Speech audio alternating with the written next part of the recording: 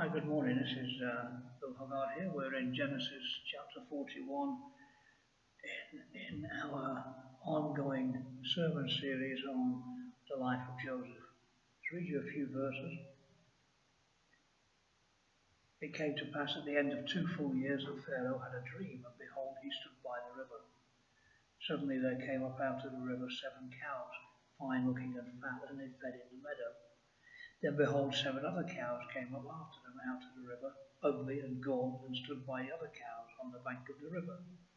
And the ugly and gaunt cows ate up the 7 fine-looking and fat cows. So Pharaoh awoke. He slept and dreamed a second time. And suddenly 7 heads of grain came up on one stalk, plump and good. Then behold, 7 thin heads, blighted by the east wind, sprang up after them. And the 7 thin heads devoured the 7 plump and full heads. So Pharaoh awoke, and indeed it was a dream. Now it came to pass in the morning that his spirit was troubled, and he sent and called for all the magicians of Egypt and all his wise men. And Pharaoh told him his dreams, but there was no one who could interpret them for Pharaoh. Then the chief butler spoke to Pharaoh, saying, I remember my faults this day, when Pharaoh was angry with his servants and put me in custody in the house of the captain of the guard, both me and the chief baker, we each had a dream in one night, he and I. Each of us dreamed according to the interpretation of his own dream. Now there was a young Hebrew man there with us, a servant of the captain, and we told him, and he interpreted our dreams for us. He interpreted according to his own dream for each man, and it came to pass just as he interpreted for us, so it happened. He restored me to my office, and he hanged him. Then Pharaoh sent and called Joseph, and they brought him quickly out of the dungeon. And he shaved, changed his clothes, and came to Pharaoh. And Pharaoh said to Joseph, I have had a dream, and there is no one who can interpret it. For I've heard it said of you that you can understand a dream, to interpret it. So Joseph answered Pharaoh, saying, It is not in me, it is, but God will give Pharaoh an answer of peace. So Joseph's journey so far has been from a pit to a penthouse, from a penthouse to prison, and now from prison to palace. Life is a roller coaster, as Rowan Keating once sang. Sometimes you think it's all uphill and suddenly it's all down. It changes direction and leaves you giddy. He spent 2 years in that prison. The prison is possibly a dungeon underneath Potiphar's house, and he spent some of that time with the butler and the baker. And you remember that he interpreted their dreams, and he was right in both cases. Joseph is still in prison, but he's older and wiser. The brash teenager is long gone, and he is now matured. He asked the butler to remember him to Pharaoh, but the butler, in his excitement of being restored to grace and position, forgot all about him. Now Joseph might have been forgotten by man, but he was never forgotten by God. Now God shows his perfect timing when it comes to getting Joseph out of the prison. He could have been released earlier, but God knew that Pharaoh would need him. So God made the butler forget Joseph for 2 years until the crisis came. Pharaoh has this dream of fat cows and ugly cows, of fat ears of corn and thin, diseased ears. And he gets all his best magicians and sorcerers together, but none of them could interpret it. Magicians of Egypt for those days were impressive. 400 years later, when Aaron came along and threw his rod on the floor and it turned into a snake, the Egyptian magicians were able to do the same thing, and their rods turned into snakes, but Aaron's snake swallowed up all the others. So Satan can sometimes imitate the things that God does, but he cannot overcome them. That's why Aaron's rod ate up the others. The magicians of Joseph's day could not interpret the dream because God had closed their minds, and at the same time he opened the butlers because he now fully remembers Joseph and what he promised to do for him. So Joseph is pulled out of prison, he's made to look presentable, and he's brought before Pharaoh just at the right time. Do you know that God's timing is always perfect? Often in our lives there are times, long times, years when God seems to be doing nothing, and then all of a sudden, bam, it just all comes together for the glory of God. In those times when we think that God is idle or asleep, as Elijah thought that God Baal was, when Baal wouldn't or couldn't answer his own priests. But it's then when God does his greatest work. It's in those times of quiet that God does his most important work. And do you know what that work is? It's you and me. It's to transform us. It's every believer. God's greatest work is to transform us into the image of Jesus Christ. Now Pharaoh says to Joseph, I hear that you can interpret dreams. He stands before one of the most powerful men in the world. He's given the opportunity to interpret dreams that no other prophet or priest could understand, and here is his chance to give his resume to one of the most powerful people on earth. Here's his opportunity to shine his own light, his chance to show how much he knows. Pharaoh asks him if he can interpret his dream for him, and Joseph could have said, oh, I can do that. Just you wait and see what I can do. Is that what Joseph said? No, it's not. Joseph said, I cannot do it. And you immediately think, wait a minute, Joseph, you're losing your opportunity here, your chance is going. You need to tell Pharaoh how good you are. You need to kind of big yourself up, as we say today. But Joseph knows one thing above everything else. It isn't about him. It's all about his God.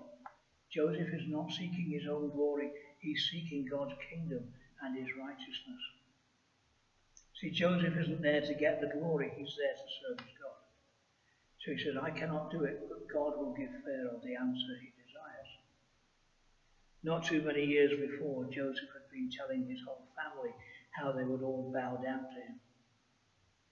In those quiet years whilst Joseph has been in prison, God has been building character, and that's a slow process. Have you ever wondered why Pharaoh listened to Joseph? It's because Pharaoh saw something in Joseph that Potiphar saw in Joseph, that the prison warden saw in Joseph, that the baker and the butler saw in Joseph.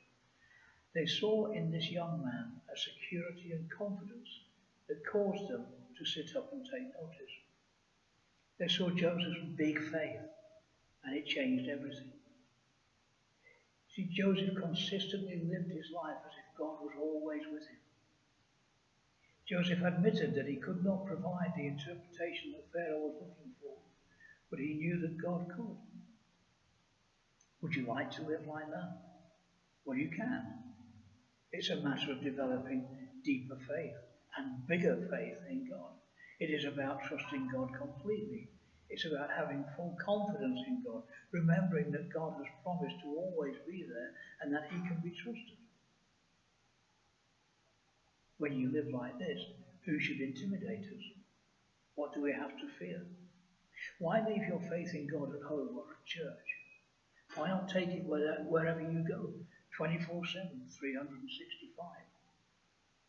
Joseph interprets a dream led by the Spirit of God. 7 fat cows, 7 fat ears means 7 years of plenty, followed by 7 skinny cows, 7 diseased ears mean famine, a famine so bad that the good years would be forgotten.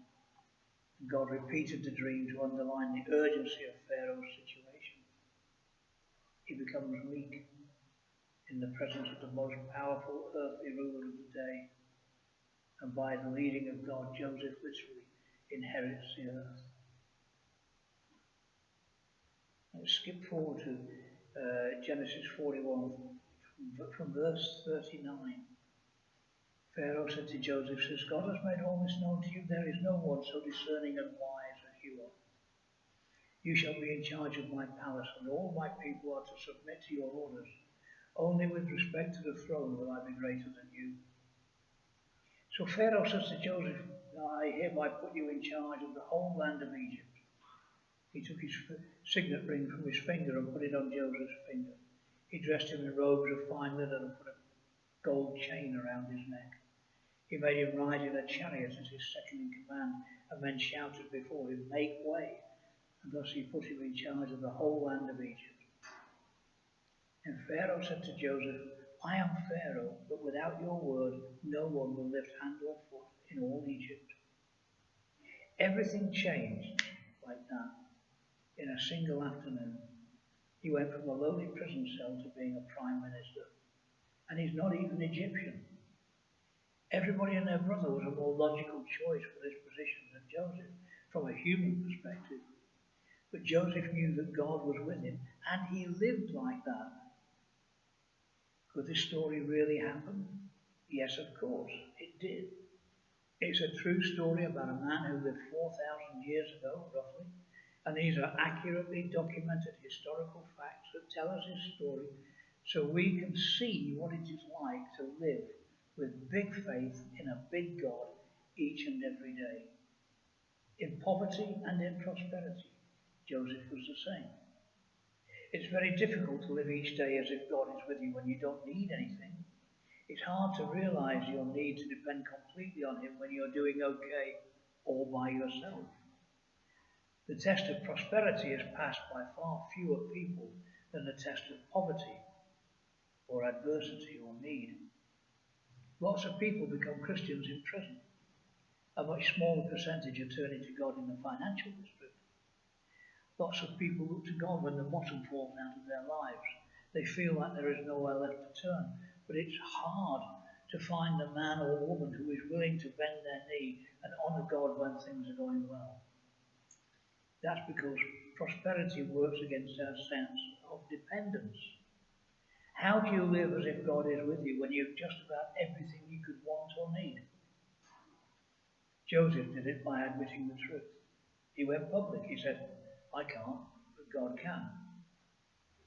He publicly declared in what had to be an intimidating environment, "Pharaoh, this is all about God. It is not about me." Find a way to do that. Tell the people that are in your circle of influence about who God is and about what God has done in your life. Learn to point them to Jesus. In your world, in that professional environment, the way to break the code of silence when it comes to God and spiritual things is to let them know that you are living in daily dependence upon God. Like Joseph, you can let them know that your confidence is in God, not in your credentials, your talent, or your past success. If you were really sick, you would talk about God. If you lost everything, you would talk about God. If your children were sick, you'd talk about God. If you were in prison, you would talk about God. So why are we silent when we prosper? If it is difficult to bring God into the equation when life is good, you are failing the prosperity test. The majority of people do, but you don't have to. Be creative in finding ways to say, "I am trusting in my God. My faith is in him, not in me." Joseph saved the entire nation of Egypt and all the surrounding areas, and you never once see him using the power of his success for personal gain. He doesn't boast, he doesn't brag. Another lesson we learn from Joseph's story is that God does not bless us just for us. We are blessed to be a blessing. We are to be a river, not a reservoir. Joseph's story is so rich with amazing truths that we can apply all these to our lives. I want to remind you once more that recurring theme that keeps surfacing in Joseph's story. The Lord was with Joseph, even as an abandoned brother, as a slave, as a prisoner. The Lord was with him. He could have seen his situation as hopeless. Instead, he remembered something that we so often forget, and his God is faithful. That's why Joseph had such big faith. Are you facing a seemingly hopeless situation at work, at home, at school? I just want to remind you of this, that we can have a big faith in God because our God is faithful. Just remember how God turned Joseph's situation around. And now think about how he can do the same for you, because our God is faithful. Amen.